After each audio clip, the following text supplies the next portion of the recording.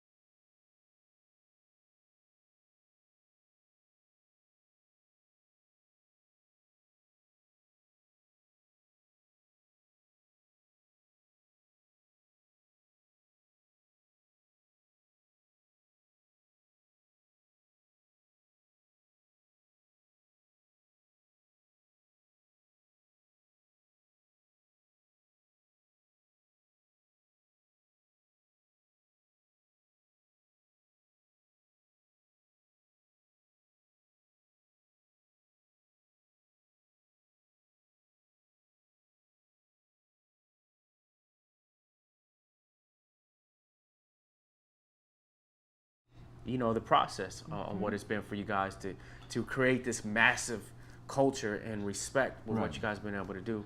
Well, it's just an honor just to actually give back to the culture now. Being that if a lot of people don't know, the Beat Junkies started, a DJ school called the Beat Junkies Institute of Sound, and we're located in Glendale, California.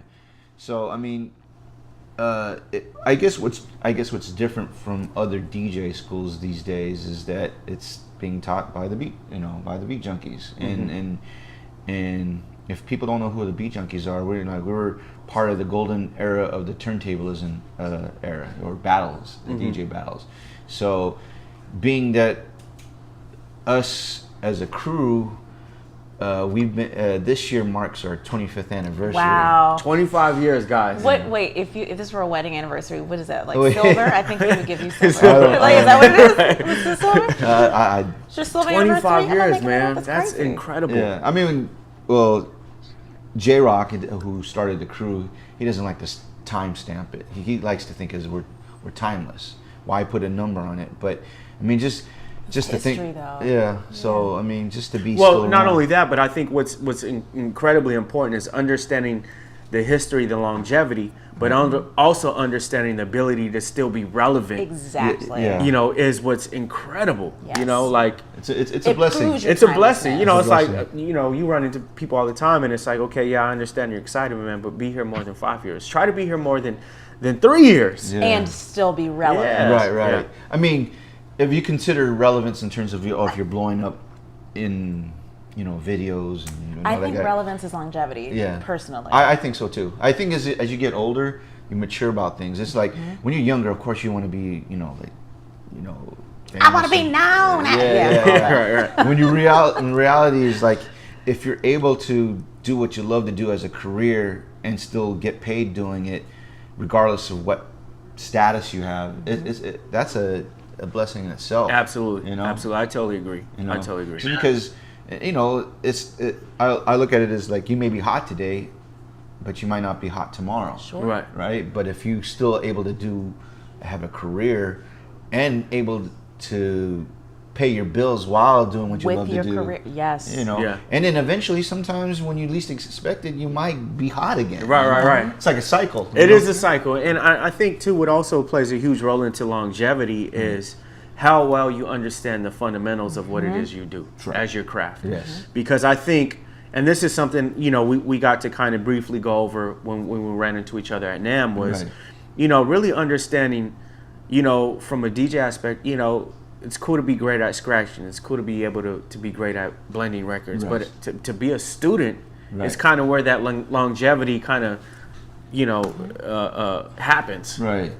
I think it's in terms of having a passion for it, like not only just, like you said, just one aspect of it, is to actually know the culture, the music, Right. everything that you grew up listening to, like study the greats. Right. And and that's for me, because I do consider you guys the greats, and for me to be able to see, just the Institute of Sound. I mean, if I was 14 or 15 and wanting to be a DJ, how great is it to go to a school where you're being taught by The people that dudes, didn't have Right. the the dudes, school. and which kind of like is similar to what we do here with Connected and the Right. RFC. It's like you enroll into a program, Right. but you're being taught by people who are doing it every day Right. in real time. Right. Like you show up to a recording studio, you show up to a film set. Right. That is your I mean, experience. From our generation, we didn't have this. We didn't type have of that. thing. Yeah. You We had didn't to have- make it. Yeah. You had to We didn't have make no it. platform whatsoever. We had to figure out, there was no YouTubes, there was not even no instructional DVDs whatsoever. If we're lucky, we get, if we see our heroes live at some show, you try to take that concept and let me try to emulate it. If not, you would have to listen to the record or the radio and try to emulate it. And then you don't know if you do it right. Yeah. There was no instruction. no manual to it, No right? manual. Everything was just like, let me try to figure this out, and I think that sounds right. If it is, it is. If it isn't, Right. It's like trial and error. Yeah, you know? absolutely. So look, Devin Yeah. seems a little quiet. What's going on with Devin? Devin, you there, man? Are you there? I'm here. I'm listening. Let's see. Okay, cool, man. It's cool. because what you're saying with the whole YouTube thing, I think, that whole thing with YouTube nowadays is kind of posed a little bit of a problem for people starting out because they think that they have to do exactly as the YouTube video is telling them to do it right. When it used to be finding your own way was the only viable way you had to figure out what you want to do. So it's kind of put a little bit of pressure on some people with the whole, how to say it, whether or not it's right or not, Right. I think what plays a big There's role. a little bit more artistic that, beauty. For some reason, we have a lot of folks that kind of want the microwave, Right. instant, where is we're from the generation, the era where it literally took years and hours of practice, and Yes. I understand the YouTube culture because I find myself like when I get a piece of gear, I'll go to YouTube and let me see if somebody's else using. Okay, let me learn these effects. I get that, but it's not always my first option. My first option, if something new out of the box, I take it out and I'm just, I really dive into it. Right. And I think it's one of those things that is definitely affecting the culture is the appetite to just get it like this, right? And not. Well, I gotta, perfect. I gotta, what, man? I gotta hours. What? Right. It's just one of those things, and that's where the game is at right now. And I think it's something to be cautious of, especially to, when we talk along the lines of longevity. Right. I think those are the things we kind of have to talk about and allow the younger cats to understand that that's all great, but there's another side to it. Yes. Well, before we dig in even deeper, I think welcome back, everybody. We usually like to do some. We give jobs away, as you know. Yeah. We present opportunities. We do present them for people to be given jobs, right? But they don't just. You got to show up and do the work. Yeah, you have. At the end of the day, you got to roll up the sleeves. You got to roll up the sleeves to get in the trenches. Yeah. Absolutely. But I feel like let's roll into our first grind up and then back up, and then maybe we could, for people that have been living under rocks, get to know you and Devin and what y'all have been up to lately, maybe in specific. Absolutely. Cool. So before we get into these grind ops, Cloie, let's let them know what they need to have on deck. Great. I love it. We're going to need you to get your pencils, your pens, and your great attitudes. Your texting thumbs, whatever your thing is, get it. Grab it, because life is not waiting for you. Neither are we. Grind up one, please. Thank you. Mm-hmm. First grind up of the day is in the field of... What do we have? We do. I know. It's just... Nope. Okay, well, not yet. Great. So now, I like to get into... Oh, just kidding. Now, yet. Oh, now we're ready? Now we're ready. Okay. Yep. First grind up of the day is music instructor, Fort Worth, Texas. Perfect candidate will enjoy teaching young folks with special needs as it pertains to music education and basic studio knowledge. Prospect will be able to teach within a portable environment, laptop, MIDI controllers, and the such, as well as in Boys and Girls Club studio. I love hearing stuff like that. Oh, that's dope. I love hearing stuff like that. What do you like? What is it that you love when you see and hear that? First of all, what jumped out to me is Boys and Girls Club, right? Because we know those are kind of far and few in between these days. And I think when I see things like that, the first thing I think of, well, most likely the people who are actually working there are really donating their time. Yes. So I just appreciate that those things still exist. I remember the YMCA when I was a kid, as a place to go to after school to either play basketball, and just have a good time. So I love that about that. And the fact that they're, you're talking about a studio environment that these kids can come to, it's like, for me, it's great because it's the next generation, and here we go. We got an opportunity, which lends itself to somebody who's kind of like tugging on the heartstrings to apply for this, but at least you'll be working with kids.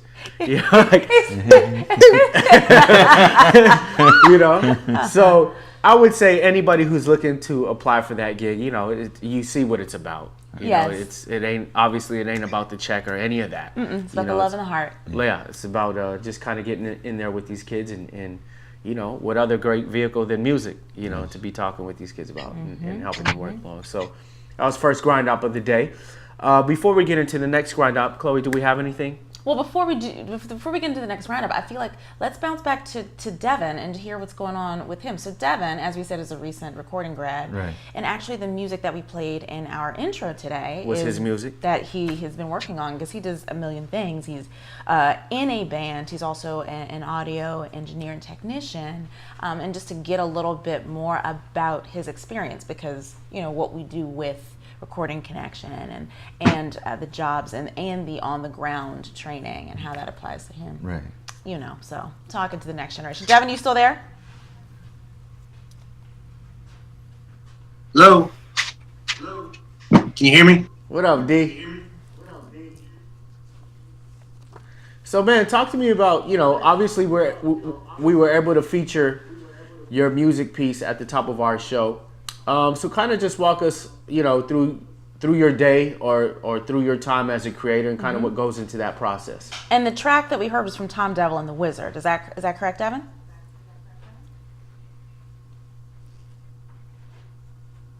Part you just said. I'm sorry, it's breaking up on my end. That's okay. I said the track that we heard at the top was from Tom Devil and the Wizard, which is the tracks that you've been working on, or one of them, correct? Definitely. That was a great branding up.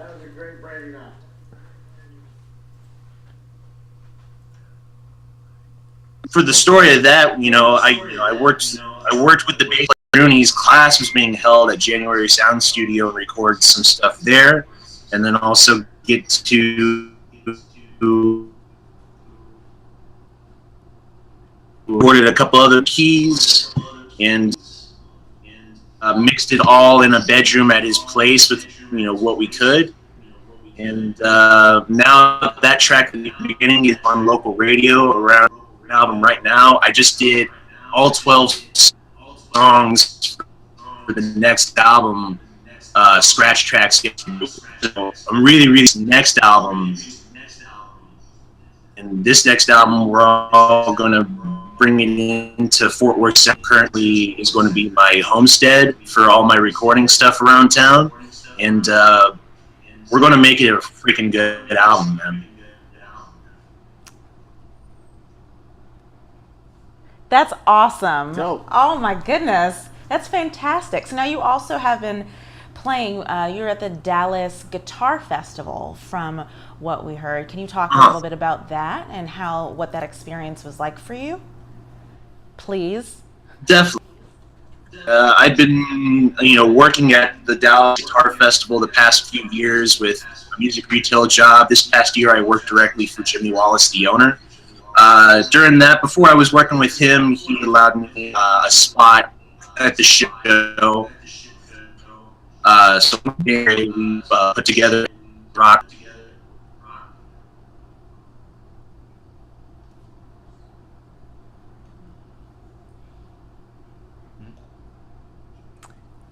I think we lost you a little bit, Devin. So we're gonna jump out for a second, but then we will Cut to commercial. Cut to commercial. We'll try you back in a little bit. So Rhett, I want to catch up, you know, with you as well on just the production side, and you know, I think one of our main kind of tags for the show was just the evolution of DJing, right? And also talk about just, you know, the fact that, you know, you actually engineer yourself as well, and you make your music, you make your beats and stuff. So let's dive through that, man. You know.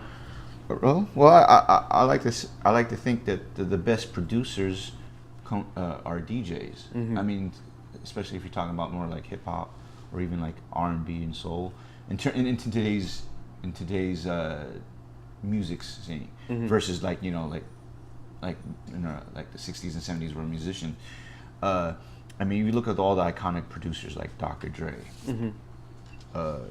DJ Premier, Pete Rock, DJ Quick, Jay Dilla, Madlib, Large Professor, anyone that you heard classic wise in terms of hip hop, and even Timberland, Right. You know, all came from a DJ background, a hip hop DJ background, mm-hmm. to say at least. You know, I think the next step as a DJ is a producer, or even as a producer, he's an artist. Right. You know, what not. I mean, even right now, DJs, again, it's almost like, well, not necessarily hip hop, but like EDM. You know, the DJs are the producers are like the stars now. If you go to if you go to some of the clubs or raves or festivals, the DJ's a rock star. The DJs are rock stars. For that genre, yeah. For that genre, yeah. But in terms of what the music that we do, I still think that the DJs is the backbone of hip hop. Right. You know, I agree. You know, I totally agree. And I think too, you know, when you get into especially the early years of hip hop, I mean, the DJ, the Jazzy Jeffs, the Premiers, I mean, they were the producer of their group or other MCs where I think we kind of went through a period where you started to kind of see that kind of go away, where the DJ kind of just disappeared for a second. Right. You know, and then it became about the MC. Yes. And then it kind of came back to that.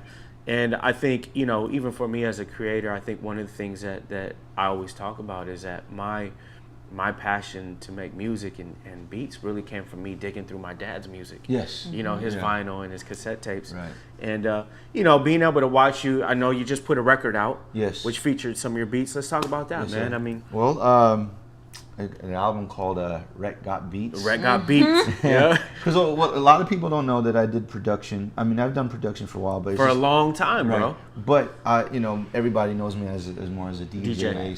/ turntablist, whatnot. Shout outs to my man House Shoes. House Shoes. What up, House Shoes, my man?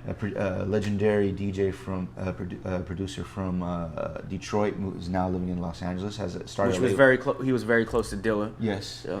And started his own label called Street Corner Music.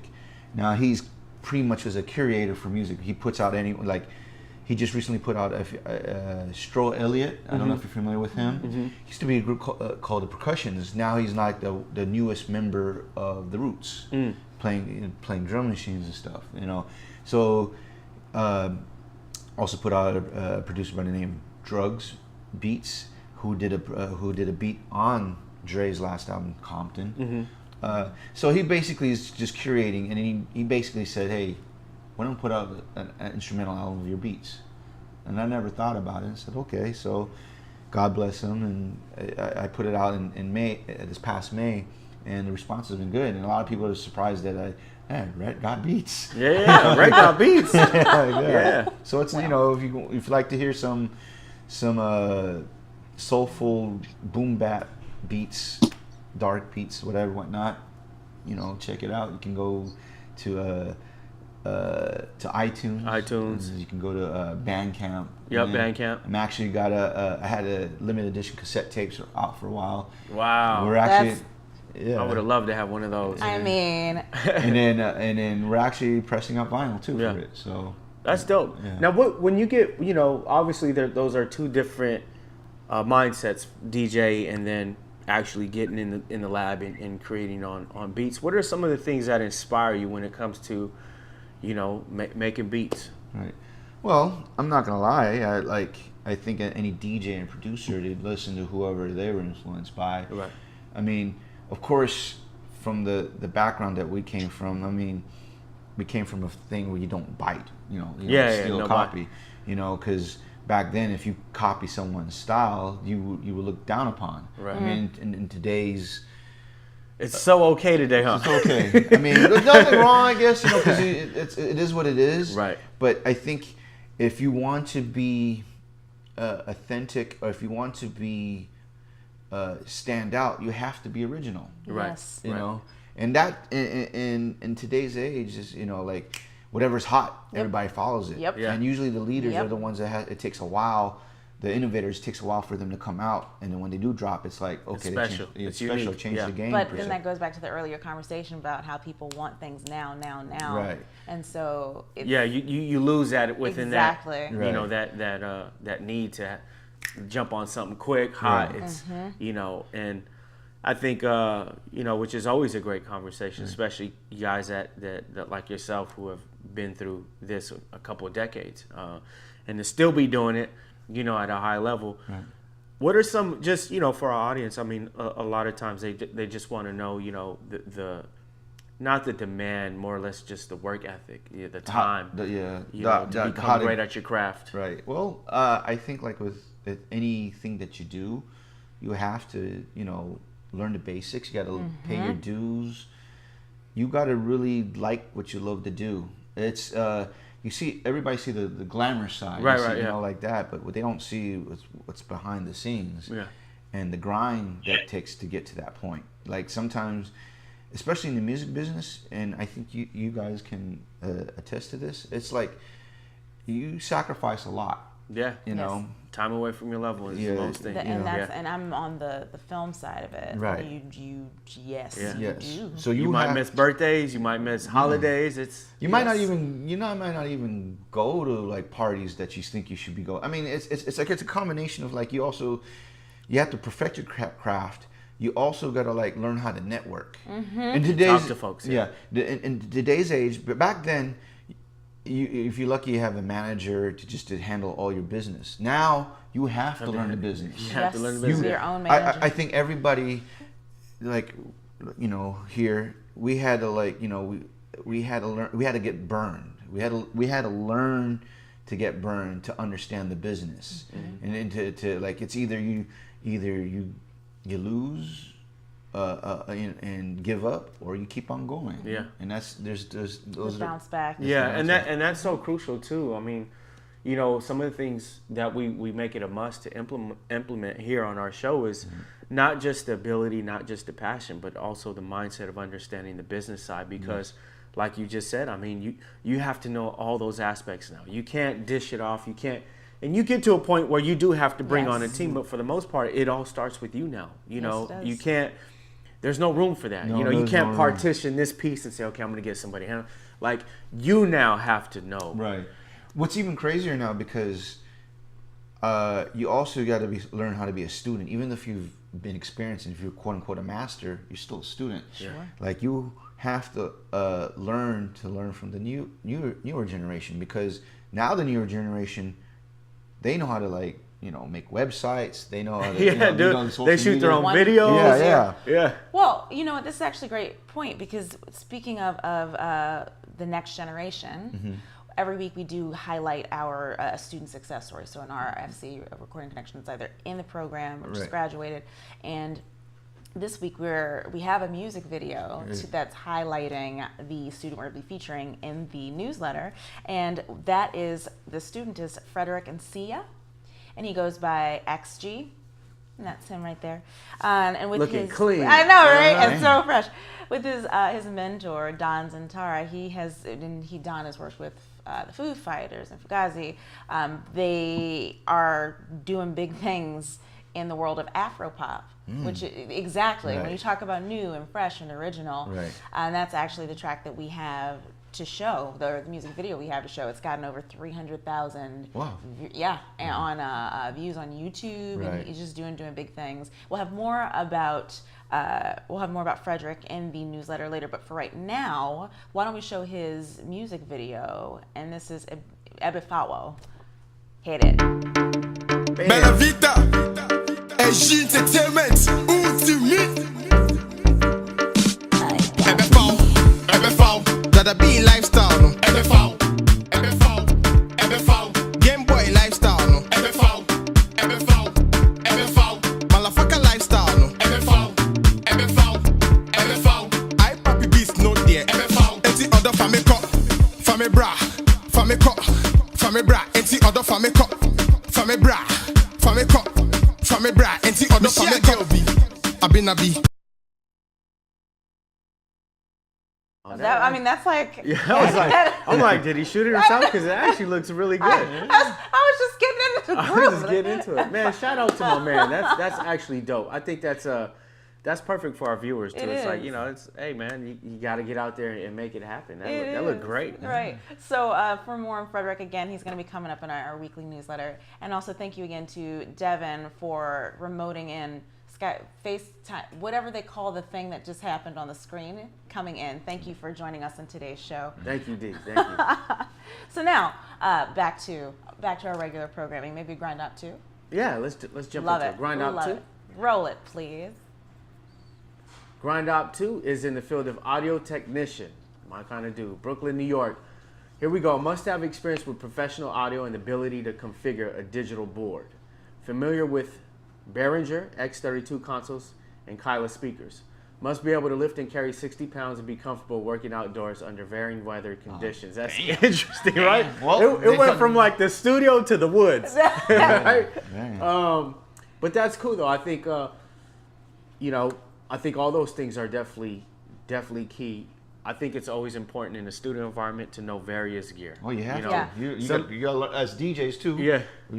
We started also being as like mobile DJs or house parties. So you got to get your gear right, your crates of records. Yeah. Of course, you got Serato in your laptop. Back then, you had to bring crates of records. Biceps for days. And then, if you did like mobile DJing, you had to have like Certain Vegas and bring the V36s and lights and stuff. And then, even then, if you were traveling, you had to like bring like a record case. Yeah.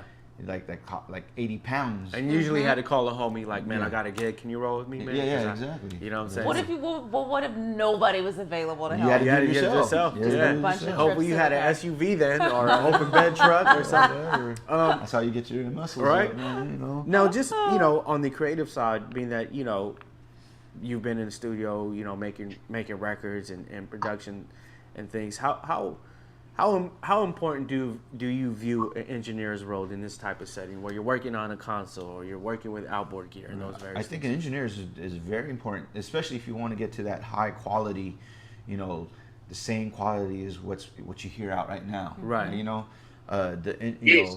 If you can engineer yourself, that's great, but you have to have the experience. Yeah. Right. For me, sometimes, most of the time, I do have an engineer to do all the mixing for myself. I'll mix it. It sounds good to me, but They can fine tune it, put the bells and whistles right, on it. exactly. Yeah, make sure it's like it's not going into red. Right. You want it into red and stuff like that. Yeah. But an engineer for recording is definitely important because they know the system, they know the equipment. And you can actually learn from them. That's how I'm learning. That's how I learned too, bro. Exactly. Like I learned watching dudes. Like, Right. okay, he's using that EQ. Okay, what chain is it? That's Right. how we learned. I mean, especially if you back in the days, how you read the credits on the albums, like you go see like who mastered the album, like Bernie Grudman, or who did mixing, like who did the mixing. Who's the assistant engineer? Right. What studio? Which was so dope about our era because we got to read those things, right? Right. But this kind of the digital era has kind of taken away that experience, right? Because you replace it with Google. Because I still like that's what I love about even Urban Outfitters is the fact that they're driving younger kids in their store, not so much to buy sneakers or gear, but to buy vinyl. What's funny because like I said, like cassette, like right now, like cassettes are almost like a collector's item, even though can't play in a car. Some kids just want to collect it, or they even selling Walkmans at Urban Outfitters. Yep. And then vinyls, of course, is almost like making a comeback. It's not going to be the same as it was in the '90s when you can just sell, like, especially in the independent scene, you can sell if you sell 10,000 copies of vinyl. That was great. Mm-hmm. You're lucky if you can sell 500 copies. Even as right now, the 45s are making a big comeback. Dude, 45s are like, I see cats who are doing their whole sets with 45s. Yeah.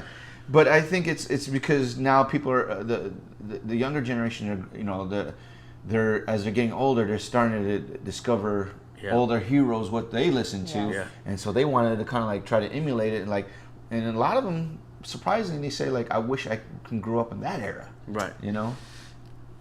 Mm-hmm. And that's the thing. I always make it a point to mention just the idea of reintroducing something that was great, because I think the great thing is the generation feeling like they discovered something new. Yes. And that's really, to me, that's more important than me saying, "Oh, that ain't nothing new. We were doing this." You know what I'm saying? No, you can't be that dude. Here's one thing I've learned over the years, and I've talked with a lot of OGs like Jazzy Jeff and Lord Finesse, is that you can't be that guy that bitter old guy. Yeah, right. You know, yeah. I've learned that, you know, you have to learn from the newer generation as much as the newer generation has to learn from the older. Unfortunately, I have to say, and probably in hip hop, there's a generation gap, a discord. Like you said, the OGs would say, "Oh man, we did it this way," but a lot of them, you know, they say this, but they haven't progressed, right? Right. Whereas the younger generation, yeah, of course, like they want things now because they see what's going on, but they don't have the patience of learning the thing. So what I'm learning now is that we have to share the information. Have the information, Yeah. and we have to learn from them to like accept. You know, I might not like some of the music that's out now, but you gotta let them. They have to understand that that's their music now. Yeah. Yeah. We're sounding like our parents before us. That's what I'm learning. It's like, oh, my music, this and that and stuff. It's like we're sounding to be like them. Yeah. We have to change that mindset. That I agree. You know, it has in order the music and then the culture to evolve. You have to let things happen, and you stick to your lane. Let the younger cats do their thing, and hopefully they'll learn from us, and vice versa. We learn from them. Absolutely. And then if we can combine, everybody wins. You know. Yeah. That's how I look at it. No, absolutely. And, you know, that's the thing. Like, I loved what Andre 3000 said at Fife's funeral was that as OGs, we have to embrace. It ain't about how I did or I'm better. Right. Like, we have to embrace this young culture and share the information. Yes. Because they are the next. Yes. And Whether that's we like across it, the whether not. board. And I think even for me as a DJ and a creator, you know, I love to be in conversations with the dudes that are in GarageBand, the dudes that are on Ableton, because I'm still learning too. You know what I'm saying? So what I do is I say, okay, let me extract everything I possibly can, and then figure out a way to make it me, and infuse it into what I've been doing. Man, you know, that's where you want to be. I'm saying, like, you know, like listening to like cats like the Selection Crew, right? Yeah. My godson Nico Beats, who's Babu's son, he makes beats. So I'm learning stuff from him, just like, you know, what they're listening to. Same thing with Originus, who's also part of Selection, but he's like a C-'s son, making great beats. Cazelle Organism, that's Mellow Man Ace's son. All the new cats that's coming out right now, like I try to learn from them and ask them questions, and you know, like even though they're using software based, but it's like I've learned you gotta embrace new technology. Sure do. But what's lucky about us is that we infuse the experience of vintage and applying it to technology. Absolutely. You know? And what's dope too is, like, for instance, you know, DJ Melody from the Beat Junkies crew, you know, got a chance to get behind a DJ 808 controller, right? Yes. And I look at that, to me, it's like, does it surprise me? No, because you can take a guy like him can take what he does with vinyl, and now take it even further, on a controller like the DJ 808, and still just kill. Right. Well, that's a good segue, because for our DJ school over at the Institute of Sound, we're teaching people to use vinyl first. You know, our philosophy is that if you learn how to use the basics and learn how to do vinyl, then you can do the same thing on using Serato, CD DJs, and controllers. It's the same techniques. You may learn what we learn is that it's like everything that we've, like you said, Mello was using on a controller. The purist might say, oh, he's not using vinyl. But the thing is like, do you have the skills to do the same thing? Yeah, can you, exactly. You know, exactly. If you have the skills and the talent, you can apply. You might have to adjust to it, but you still can kill it. Can I cuss? Yeah, man. It's, you know. I've cussed on here before. My mouth is worse than his, I think. I mean, you want to fuck shit up and stuff like that. Absolutely. You were able to, it's like the same thing. If you're a drummer, you can learn how to fuck shit up on a drum machine. Yeah. If you're a bass player, a piano player, you can learn how to, play things on a MIDI controller.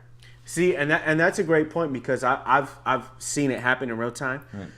I've seen a dude who started on controllers, was really great, and I said, "Man, try to do it on vinyl." And he couldn't, because he wasn't used to the feel, the tension. Right. But you can go from turntables and kill it and still be able to do it on a controller, and might be able to do even more things. I think on a controller. We always say here's the thing. People say that Serato or Tractor, whatever, the killed the DJ scene.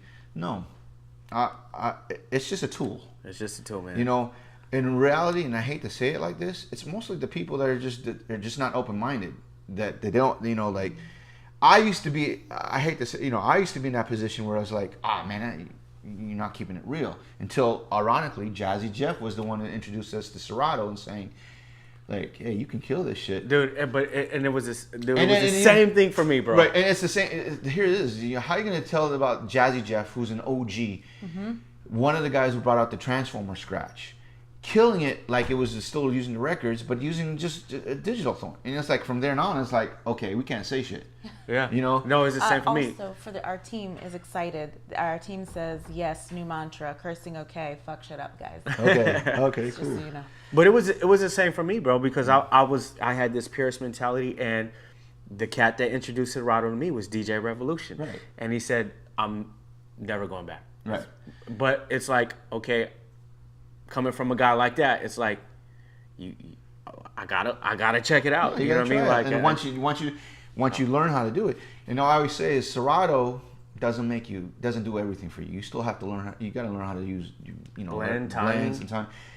If you were a whack DJ on vinyl, you using Serato will make you a decent DJ. But if you're a dope DJ on vinyl, using Serato will make you a super dope DJ. Super dope. It still comes down to you have to have the skills and the knowledge to, you know, it's just a tool. Yeah, it's just a tool. And they say, well, most of the people that say it killed DJing is like half of the people that don't even buy vinyl.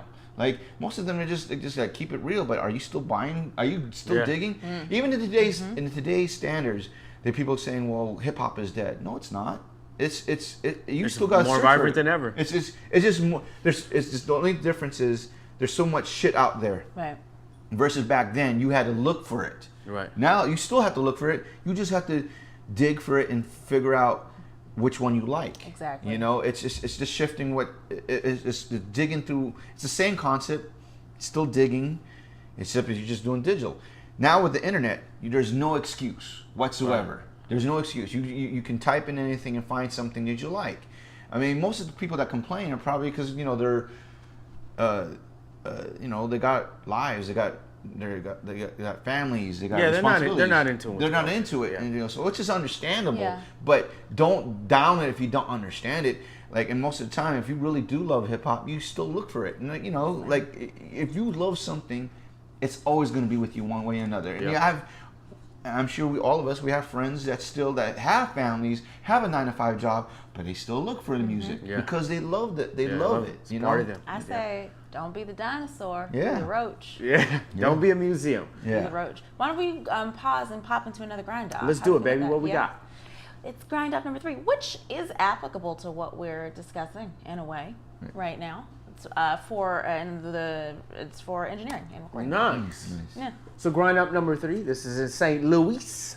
Must be able to work audio consoles, including Yamaha M7CL and Digi-Design boards. Must be experienced with Pro Tools, Ableton, and Logic. Experience with lighting boards and programming for light design is a definite plus. So this is like a combination of lights and engineer. And action. Sorry. Gotta translate. Which is another cool thing. We just got done. We kind of were talking about Ableton and some of the various DAWs for creators. What do you tend to favor? Well, it's funny we were talking earlier. It's like obviously for production now, what I'm using is Reason. Reason, yeah. My propeller head. But when I first started out, it was an EMU SP1200 drum machine sampler, and then eventually went to a Akai MPC 2000. But even before then, I learned how to drum program on an Alesis HR16 drum machine. Wow! So that's how I mean, same thing. Like listening to our favorite DJ producers. Like you always wonder what are they using, yeah. Right? And you try to emulate whatever they try to do, you know. And then whatever interviews or magazines that they would talk about, you was like, what's an SP1200? And that was the thing that always used to get me with Primo was I was always trying to figure out, is it an SP1200 or is it an ARS-10? You know, he did. You know, he said when he first started, it was he had an S950. S950. But he programmed on at least his HR16 drum machine, and then he eventually went to a SP12. I think it was the SP12, and then eventually went to the 3000. The 3000. Yeah. Yeah. So I mean, just hearing all these people what they use before, you know, I think I was reading something. I think the 45 King, he was just using a rack mount. Wow. Yeah, I don't know how I don't know how he did that. I mean, obviously the classic would be the SP1200, SP1200, S950, S950, and then or the 3000. 3000. I want to say there was the Casio was it the RZ101? I forgot what it is. There was obviously different machines and stuff, but you find out more. You find out which one you favor in your workflow. That's dope, man. Take it. So before we get into our last two grind ops, let's take everybody, get your Q&A ready because it's coming. It's going to come at you hard and fast. But we also have our Facebook app, which I don't know if we even got a chance to talk to you about the Facebook app beforehand. No. You all should know the Facebook app, right? Definitely by now. One would hope. But can we roll that slide, please? This is our Facebook app. It's literally taking out the middleman and connecting the dots. It's geo-based. All you put your what your rate is, whatever you do, and it's linking artists with tech and everything behind the scenes. Yeah. I think for me the best way I can explain it is, let's say you're a guy who is on the production side, right? You make beats, you got joints just sitting. You can now connect with a dude who's maybe doing film and needs music. What allows you guys to connect instantly, figure out how far you guys are from each other, you send them your work. So it's just a great hub for creators of all sorts to connect with each other. One of the things we always say is like, you know, we do this show every Monday, considering our new summer schedule, but we can only do so much, right? So how much easier can we make it if you're really that hungry? You know, if you really want to get your Monday going, get your week set out, and really just pound the pavement and create opportunities. This is kind of what you need to be utilizing or add to your toolbox. Absolutely. You know? Play in that sandbox, all the colors. Let's go get it. And you know, I think for me, it's a testament to how I'm able to really just stay connected with my peers like yourself, or you know, like how you do, you know, with people in your role, Cloie. You know, and that's what's key for us. You know what I'm saying? Is just staying connected at all times, because you never know where that opportunity is going to come from. Or what opportunity will lead to another. Opportunity, networking. Absolutely. Some of the things we say too is like, what's huge for our audience is really understanding how important it is to know how to talk to people. Yes, you know, because some people are just kind of like, oh, I'm not really out. I'm not that. That's not. I had to learn the hard way. I was, because honestly, I was a pretty quiet person myself, and then the business, they'll eat you up if you don't learn how to speak up. It will eat you up. You won't get heard. You literally have to learn how to speak up. Yes. And you know, I still get tongue tied, but I have to learn how to communicate and get your point across, and also fight for what you believe in. Absolutely. It's a transition, man, especially if it's, and that's one of the things I was talking to Mr. Chalk about when he was on our show, because, you know, a lot of times guys like yourselves at that level, you know, it's always behind the decks. Yes. And to actually come out from behind the decks and just have a conversation and allow, you know, folks to hear these stories and what it takes is so important. And it's something I was talking to Chuck about, because, you know, as much as I've been around him, we don't ever really get to just sit down and talk about some of these things, because it's always behind the decks, or, you know, he DJed my birthday party, and it's just, you know, to be able to put that in front of our viewers and say, okay, this is what it is. This is the work it takes. This is where you want to be in 5 to 10 years as a DJ. You know, it's so important. Yes. You know. So let's do these last two grind ops, because the Q&A session is blowing up in this here phone here. Okay. Can we please roll grind op 4, please? Grind op number 4. This is video editor. Work remotely. This is an Atlanta company in need of an editor to work remotely. Familiarity with editing quick social media style videos required. Any tips you got on this, Cloie? I mean, that's kind of... That's straightforward. Yeah, I mean, social media style video requires that, or videos required. That means creating things that can be metabolized with rapid speed, like a minute or less. Attention spans being what they are today. But that's also, even if you didn't look at it, you just saw a still from it. It's got to be something that's going to grab your attention and make you want to see more. You know what I mean? That's a huge point. That's all I had to say about that, I think. Word 'em up. 5th grind up of the day, Cloie. I'm gonna let you tackle this one down. Oh, goody. Okay. Grind out number 5 is a board operator in LA. That's here, California. Sirius XM. Right? I might have to apply, man. We and Red are applying today. Sirius XM needs a full-time board operator, maybe assigned to more than one program. This could be a big job or a small job. I have no idea, but it's with Sirius XM. All right, Sirius. Man, sign me up. Right? Just so know, another key thing too is something we haven't been able to mention. We've had jam-packed shows, but it's still encourage you guys to send in your resumes, so we can take a look and kind of if there's any help we can offer in assistance, help you build those out so that when you go in here you have the best foot forward and possibly knock down some of these opportunities. And that can be sent to us at connected@rrfedu.com. Boom. All right. Shall we question? Let's do it. Let me. You want to start off with the first question? Sure. Are we about to Twitter and Instagram? We're not. And so this is what I was saying to you before. I'm tweeting right now. That's right. We are not being rude. Okay. So anytime, and for those of you that are joining us, and when we look at our phones, we're talking to our team. We're tech savvy. Well, that's what's happening here. We're not actually being rude. Right. We're paying attention. We're being green. So first question, Alpha in Tampa, Florida. How do you get started, and how did you get started in your career as a DJ, and what are the do-nots? Do-nots. How did I start a career? Well, I actually started around high school, so I was just DJing, just doing like house parties, So ditch parties, huh? Yeah, it's okay. Not ditch parties. Not ditch parties.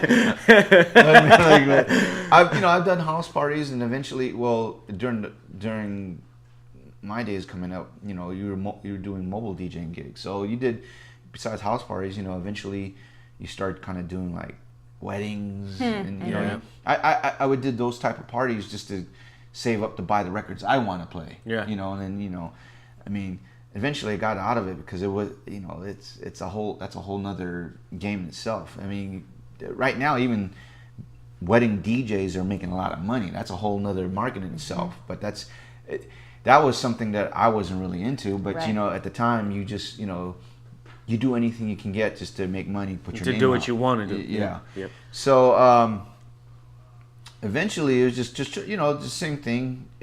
Just try to get your name out there. I was making mixtapes to put it out there.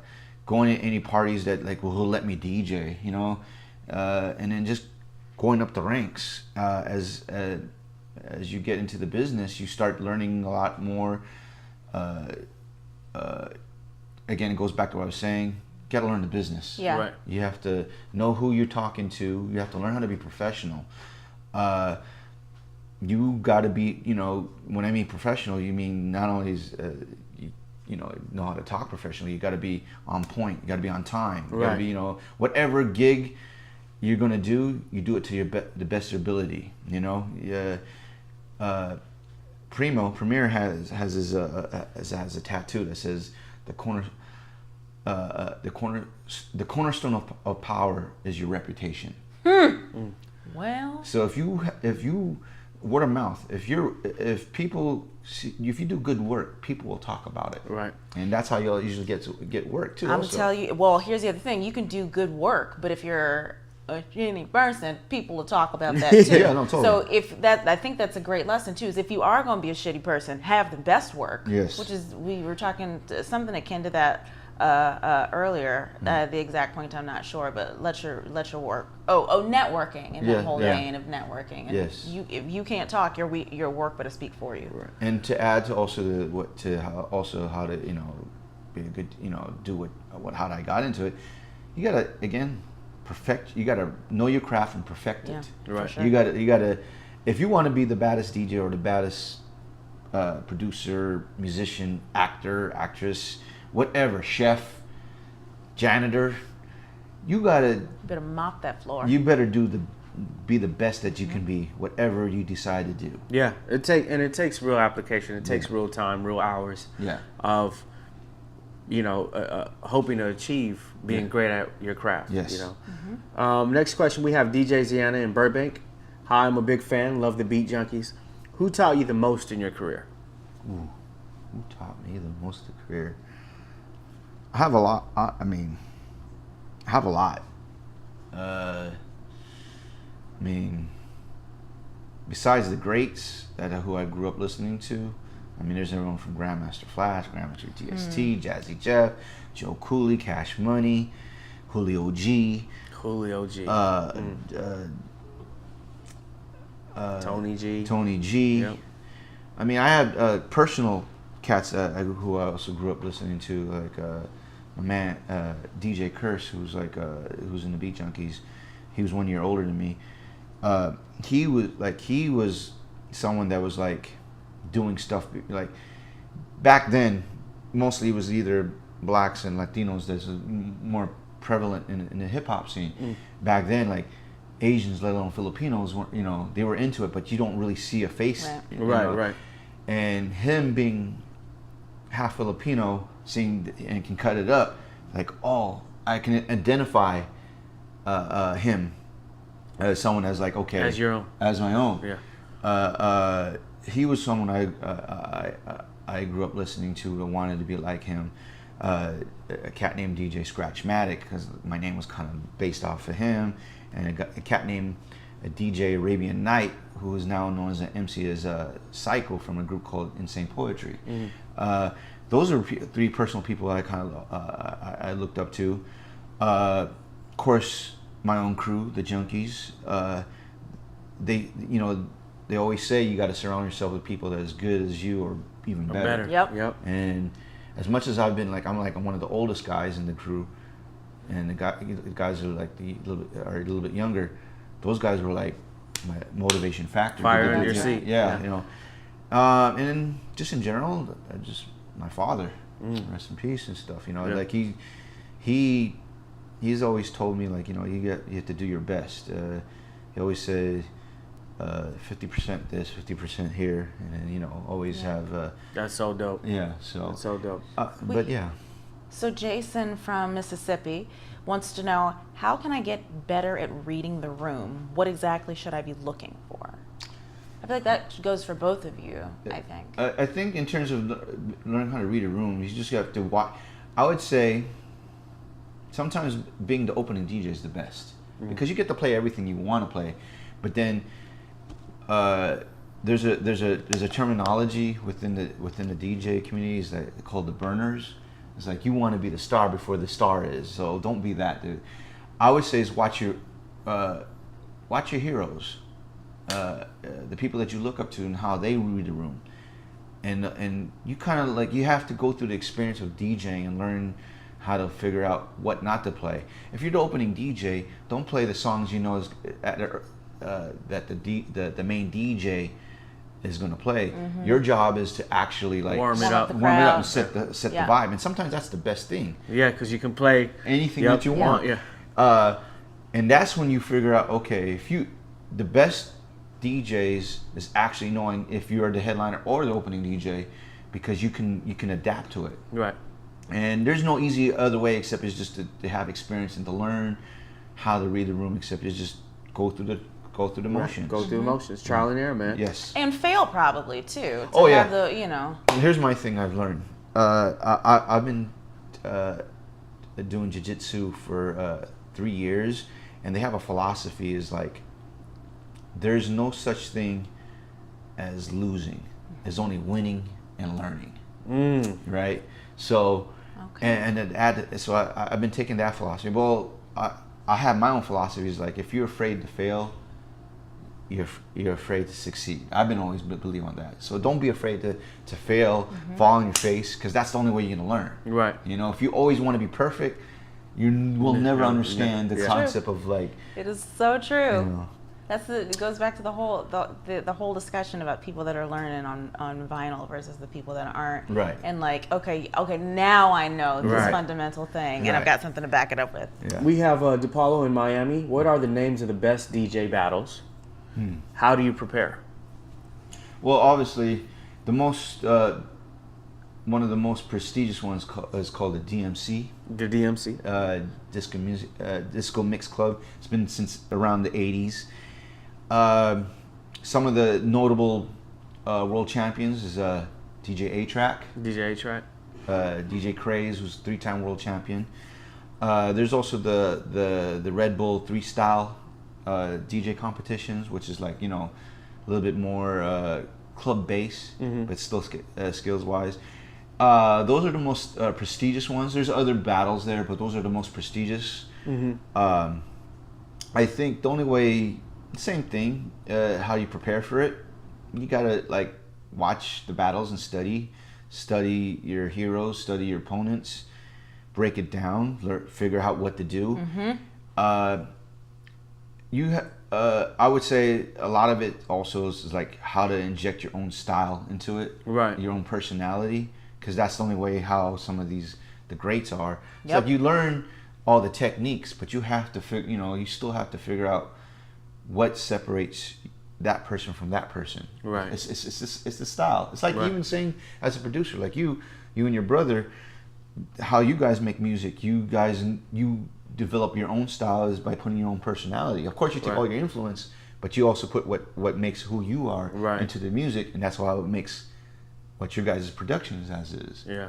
So No doubt. No doubt. Work. So we have a question this is Kenzie from Detroit, Michigan. Beat Junkies team routines look dope. How long does it take you guys to get your set straight? Man. Ironically, it's like for those who don't know, we use turntables as a musical instrument. So basically, we play the turntables like one of us Does the drums. Yeah. one of us is a guitar player, one is a lead vocal, one's as a horn These section. dudes are masters, man. So it's the same. The way how we do it, like it's the same thing as a musician would do, except we're just using vinyl, Right. And the turntables. Get a as routine together. Yeah, Yep. we take any sound and we manipulate it. We manipulate the way we are, and it's the same. It's the same thing as a band. We before to make a routine, we just jam. Right. And we find a section. It's like, oh, this section's That good. part, yep. And that then piece. let's build upon that one. Yes. And then build upon. Okay, what can we do? Let's jam. Let's add this one to this one. And I think it's the same thing as a musician when they jam, they do the same thing. Or Yeah. like or as a producer, you find a groove, you find that one and build upon it, Yeah. and you build upon that. And that's how we did it. Yeah, and that's such a huge factor because there's a super huge dynamic, which is the producing factor in understanding that type of mindset. And I remember having this conversation years ago with a gentleman at Newmark, and this was before controllers came, and I said, how dope would it be to have, MPC pads on a device that allowed you to somehow manipulate certain sounds? Because the first thing when I got Serato, what I wanted to do is I made kicks and snares my cue points, right? And I would hit, make you do on my drum, laptop right, like a beat, program, and yeah, and right. I say, you realize that DJs are going to become the new modern day, like in real time live producers, because this is something that kind of never got talked about in the past, but I always felt like the minute you put an acapella on and throw a different record under that, you're creating something new in Yes. real time, Yes. which then makes you the creator, the producer in a live setting. Yes. And you allow people to experience this new concoction Yes. of So two true. different records. And I said, It's like a drink. that's where it's at. Yeah. It's going there. And I've always, because I grew up playing drums Yes. at 5 years old. So I was around, other musicians that didn't know how to consider a DJ being a musician. Right. They were too into their own thing, locked into that. And it's like, no, this isn't just playing two records, man. There's a craft to it. Yes. There's a technique you have to practice, like you have to practice playing chords on your guitar. Right. It's like funny. It's like we can learn how to play instruments, but the hardcore musicians can't do what we do. Yeah. That's the difference. That's the difference. You know. And it's a huge difference. Yeah. Because the thing is I never played instruments. I learned I suck at drums, but I learned how to play the drums because of trying to emulate because of DJing. I try to the grooves, the grooves and stuff, and just because of that, okay, I get it now. You do boom boom like that, and it actually helped your timing. Like yes. That was a great thing with being a drummer transitioning to DJs because I understood time. I understand turnarounds, yes. 8 bars, yes. 4 bars, 2 bars. Yes, you know, yes. And it goes back to what we're saying. Is like learning your craft, learning the music, studying the greats. How do you like? Well, I want to transitioning into producers, like, well, I want to learn how to do that. Well, this is what you have to learn. I know that's right. Yeah. Wait, last question. Cloie from Los Angeles, California wants to know, when can Iz and I come and visit the institute?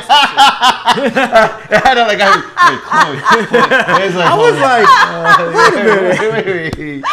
You can come in. We definitely need to make it a point to come down. I know Igor from Rolling as well wants to come down, and we just want to come and hang, man. Yes. The environment looks so great. Well, for anyone's interested to come and check in our school, you can go to beatjunkiesound.com.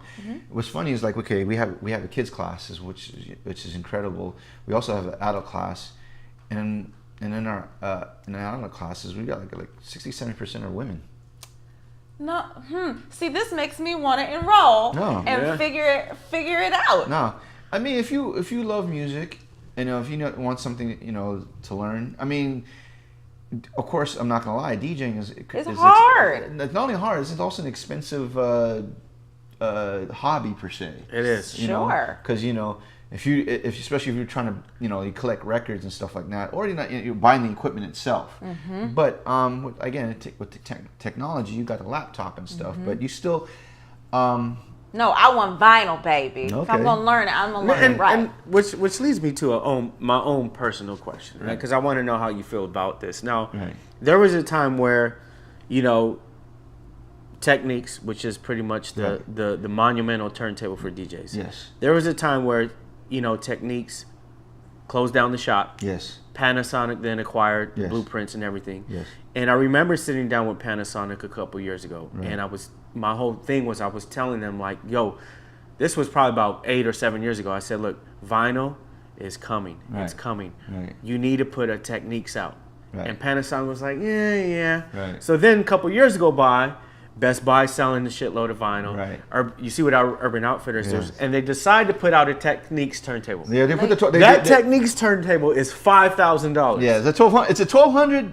It's a Technics 1200 turntable, but it's $5,000 because what they were trying to do is cater to the high-end audiophile guys. But I remember asking the guy because I saw this at the CS convention. I just had to ask the guy. I said, "Man, why would you do that to the DJ community that built this thing?" Which the turntable wasn't meant to be. It was never meant to be. Yeah, it was never meant to be it was just meant to play records. But now it's because 1200s. I mean, it's the DJs that made the 1200s popular. Dude, exactly. Right. Built it. Right. I don't know. I guess to answer your question, how I feel about that, it's very sad. It's very sad. It broke my heart, bro. I gotta be honest. I was so upset that day. I could not believe it. But thank goodness there's other companies like Pioneer. I love the Pioneer turntable. Pioneer. There's Reloop. There's Mixar. I mean, there's other companies that are coming up with I'm not gonna lie, 1200 is still the best, but because Techniques is not willing to cater to that market, you got other companies that's willing to step up. You got an incredible company like Roland who has a dope DJ 808. Yes. You got shout out to Roland. Shout out to DJ Disc Drive. Also, shout out to the fact that back on the job front and giving it back, we do have 6 additional jobs on our website. We stay busy here, right? We're handing out opportunities. You're like Jamaicans. Wait on.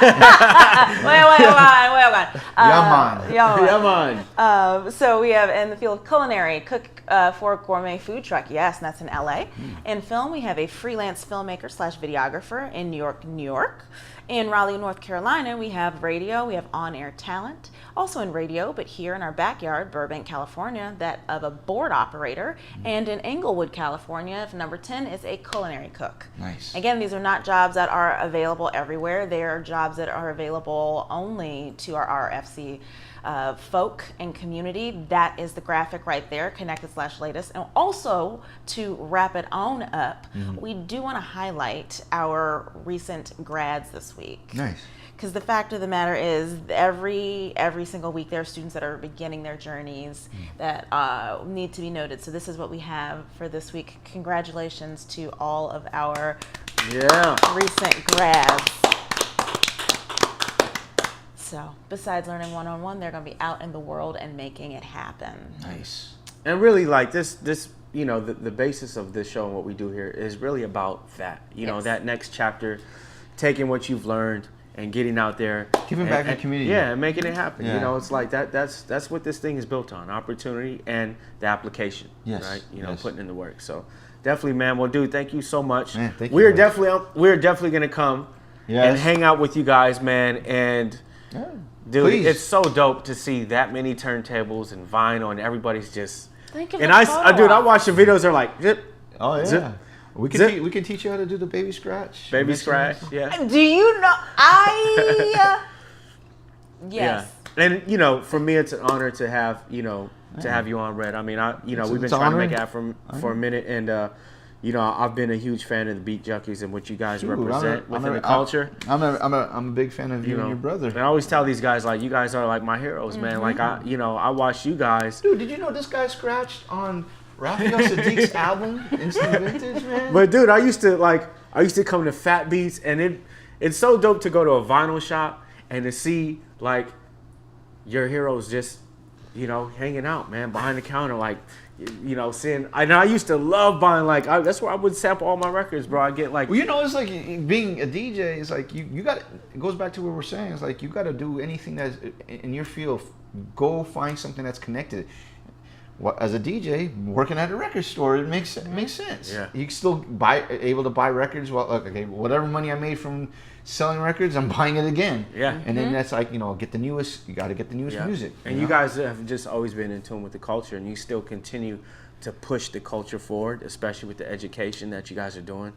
And that's so great to see. You know, I mean, you look at a lot of these programs being pulled out of schools, and there's no budget for it. You know, and so see you guys collectively come together and, you know, offer that is really dope, man. So congratulations to you guys, man, and thank you again for hanging us out. Yes, sir. Shout out to Roland for allowing us to kick our feet up and hang out. Big ups to Roland. Big ups to Roland, my Can I man. get a, Edor. can that TR-808 machine for You know, can he get a shirt?